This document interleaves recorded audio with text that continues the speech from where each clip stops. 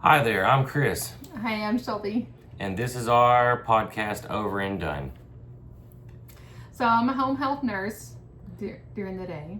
And I am a supervisor in the rental construction industry. Anyway, so this podcast is mainly going to be about our opinions, definitely not about anybody else's. If you have some comments, I want to hear them because we definitely would like to discuss them a little bit more on the next podcast. So give us a share, a like, whatever, comment, because we definitely want to hear about it. She's the hot one, I'm the dumb one. Make sure you like, subscribe, drop in the comments what you liked, what you heard, and definitely drop in the comments what you want to hate on and didn't like what you heard. And if you have any ideas for the next show that you'd like us to talk about, please by all means drop those in the comments too. We'll pick the best one and we'll try to go about that on the next one. Yeah. So what was the first one that we were talking about on this episode? This is episode 1 for both of us. He did 2 other episodes without me, but now we're doing some episodes together. Right. We've traded in. We've upgraded, and we've got the real deal now. So what better topics to choose for the first episode than relationship topics? That's a little scary. So we do a combination of different types of links to kind of figure out what kind of questions to go over. So we'll see exactly what he's going to bring up. These are definitely different and new for both of us. So it's going to be kind of like a candid situation. And we're not going to be, what do you call it, re-recording and all this. This is going to be the... Oh, it's fresh and it's unfiltered. And hopefully I'm not dropping too many F-bombs. But we're going to talk it out. You guys decide, and then it's over and done after that point. Exactly. So for this first episode, we thought we'd kind of dive into the relationship stuff, like we said. You know, maybe we agree, maybe we disagree, maybe it's complicated, you know, who knows. Who's wrong, he said, she said, stuff like that, deal breakers and not, and everything like that.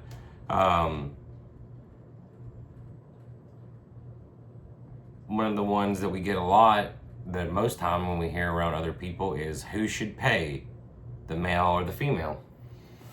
It's really difficult. I mean, yeah, the first date should always be the man. I agree with that. But after that, when you're in an established relationship, y'all both have jobs.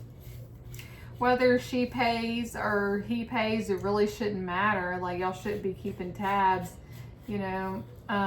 But yeah, I agree with the man should probably pay the majority of everything because he's probably going to be the one that requests the dates, that wants to take you on a date. Hey, especially if he's the one that says, hey, let's go out here, well, he's going to pay.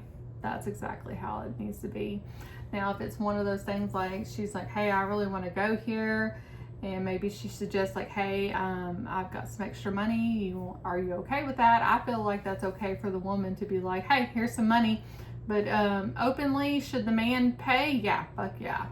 Maybe the woman can give him some cash behind the bar The or whatever. scenes?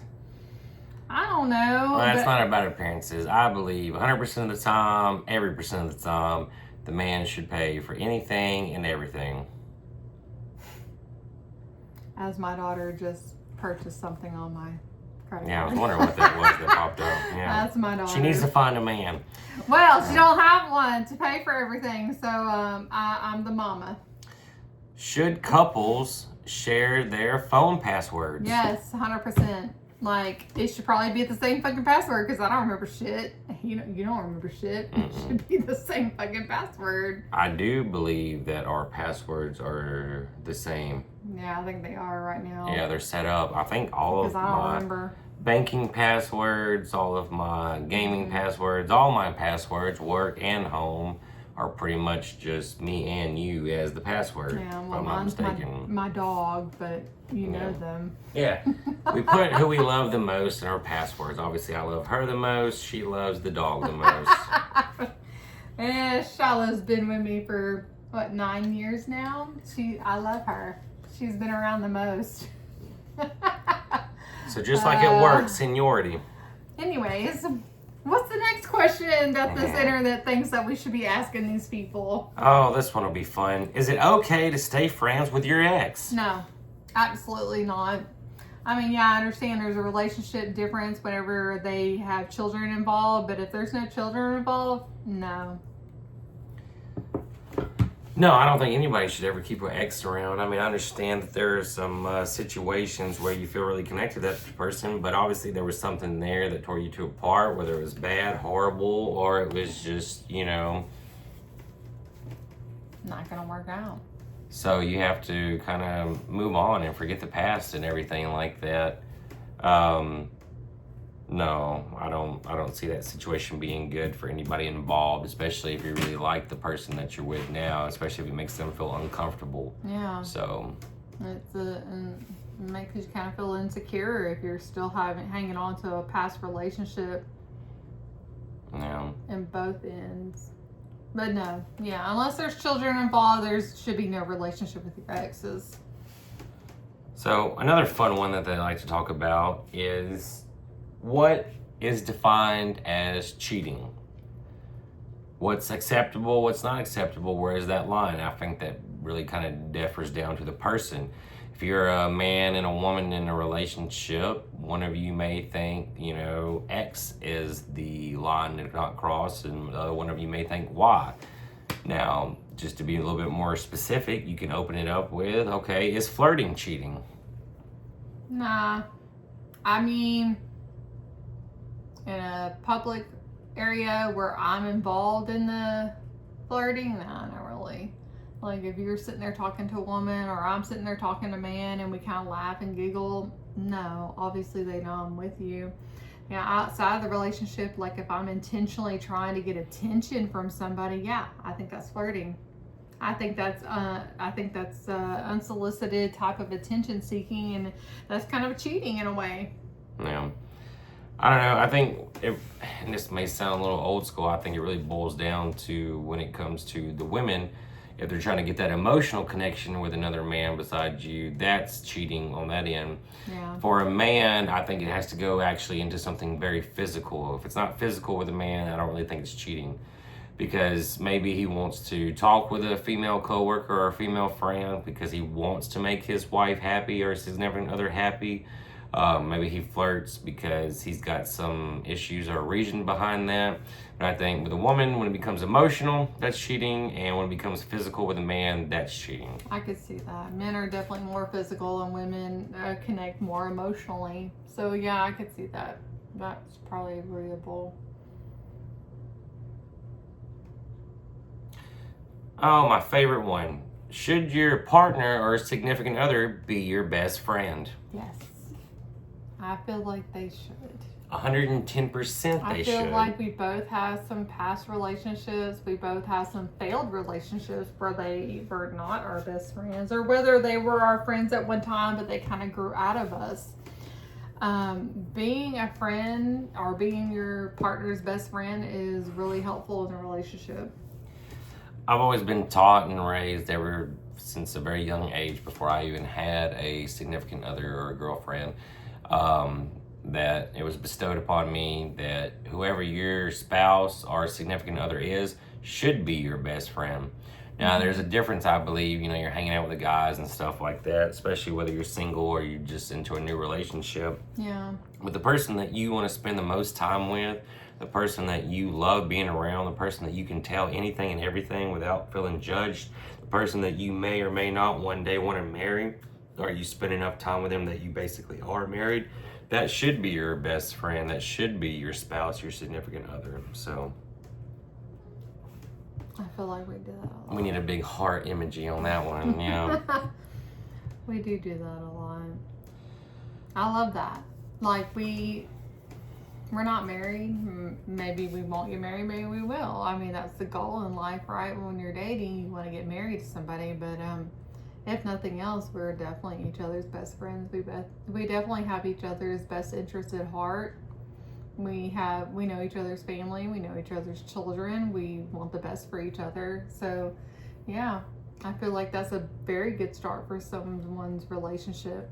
Sadly, I started my relationship, when my child was really young, and I was just looking for someone to help me with my child. At this point in my life, no, I can take care of my child. She's fine. She's off to college.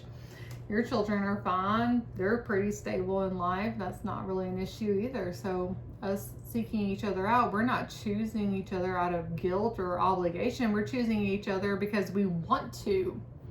We want to be together. Yeah, we've had some ups and downs, but sadly, or no, not even sadly, gratefully, we keep on coming back together. We've had some really tough issues in the past. You know, the drinking and stuff at the early age, and me getting out of a bad relationship, you getting out of a kind of a, I feel like yours was a traumatic relationship too, even though you said, oh, I took a 3-year break.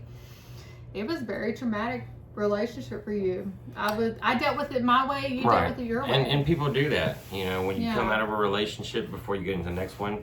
I don't feel like there's a wrong or right way. It's just really up to the individual. You know, I had to take some time for solitude and get myself right, get my mental state right. I didn't do that. You know? Yeah. But to each their own. Mm-hmm. I went crazy. Yeah. And I find that happens a lot with what, women? Female. Well, yeah, I mean, men can do that too, but men are always prone to do that, whether they need to get right or not. But I feel like when a female needs to get right, she's going to do that. It's just her way of kind of letting go and getting over it before she can settle back down again, if she chooses to do that. And that's her choice. You know, for me in particular, the way I had already came up and everything, I didn't feel like I needed to do that anymore, and I could just, you know, wait, bide my time, kind of settle my mind and, you know, me, and, you know, be stable as a person. And that way, whoever I came into with next, or chose to settle down with next, would be the one. And I did get lucky, and that is the one. I love you. I love you. I feel like when you talked to me about how you prayed for someone like me, it really kind of opened my eyes. Like, I am a religious person to some point, but I grew up Baptist and drug to church, all that stuff. But as I grew up, though, me and my husband were not that way, or my ex-husband, as you would say, were not that way. Did I want to be? Yes, because I felt like that was what was going to help our relationship. Did you want to? No, that was not it. But the fact that you speak a lot about church and God and all that, and how it can strengthen us, and how you prayed over someone that's right for you versus someone that you wanted, that really kind of opened my eyes to, this is the type of person that I needed to be with, because that was something that I've always searched for, is someone that wanted to reach towards God versus just kind of shaming me for it. I'm not going to say that he wasn't a religious person. He was at one point, my ex-husband, but he definitely shamed me a lot during our relationship about going to church and about, you know, helping our child become a little more known to God. And like right now, I kind of do feel a little bad that she wasn't grown up in church like I was. And what was that saying you always say? Like, if you grew up in there, you eventually kind of go back towards church. Right, and it's in the Bible. It says specifically that if you raise the child up in it, they will always return back to it in their adulthood. I'm paraphrasing, but that's what. Right. I feel like I kind of failed my daughter in some point, but you know, I did the best I could. She's a good person. She's very smart, and she has a good head start on life. But as far as being religious and raised in church, no. I wish I would have done more, but that wasn't exactly how my life was at that point. But the one thing that kind of drew me to you was whenever you talked more about God and what you prayed for. I'm like, you know, that's what I want. I want to learn more about God. And they always talk about how your man is going to lead you towards that direction. And that's the type of person that I was really looking forward to. Right. So, to wrap this up, if you guys enjoyed this, if any of this resonated with you, right, on maybe a biblical level, a personal level, a relationship level, who are these two jokers level, name it, you know, any part of this conversation, just like I said, make sure you like, you subscribe, follow us. We're definitely going to keep this up. You know, we're shooting for one video per week on a variety of topics. Not just relationship stuff, but politics, religion, vehicle, sports, technically still medical. looking into the Lindsay Clancy trial, so I probably will be bringing up some of that because it's kind of, for some reason, brought some emotional issues into the situation with me and him.